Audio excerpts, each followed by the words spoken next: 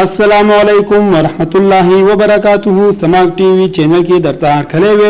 امید لرم چې تاسو به ټول روغ جوړ خوشاله به یې د ژوند په مزو کې به یې. عزتمندو نن یو افسوسناکه او دردناکه واقعه مخې ته راغلې ده. په کابل افغانستان کې مشهور مفکر اسلام شیخ رحم الله صاحب چې نن یو ظالم او صفاک په درس دوران کې ورغلی او خودکش دماکه یې پې کړې ده چې هغې کې ورسره ګڼ شمېر طالبان ورسره شهیدان شوي دي. مفتي صاحب هم پکې ډېر بې دردۍ سره شهید شوی دی.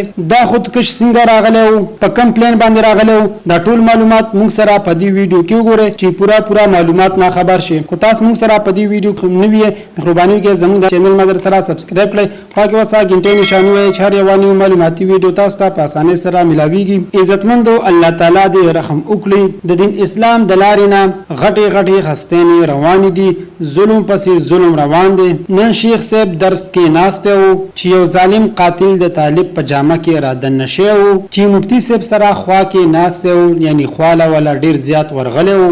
څه د بیمارۍ تپوس یې تې کوو، څه سوال یې و، هغې د جواب تپوس یې تې کولو. په دې خبرو کې ورله په دې خبرو کې مفتي صاحب لا ډیر زیات خواله ورغلی و چې دقې موقع باندې ورسره ډیر ګڼ شمېر طالبان هم ورسره ناست و. په دقې وخت کې سمدست درس شوی دی او مفتي صاحب د شهادت جام نوش کړلو. الله تعالی دې مغفرت نصیب کړي او کوروالو ته دې الله تعالی د زړه صبر ورکړي او الله تعالی دې د طالبانو هم مغفرت نصیب کړي. او عزتمندو دا مفتي صاحب په زرګونو شاګردان یو، مخکې پاکستان کې هم ډېره غټه مدرسه وه، دلته به یې مدرسه چلوله، دلته هم په مخکې دماکه شوې وه چې هغې کې زخمي شوي او یو څو طالبان ورسره شهیدان شوي. الله تعالی دې دا ظالمان او قاتلان په خپل قهر سپېړه باندې ووهي او الله تعالی دې دا ظالمان د مخ د ځمکې نه پناه کړي.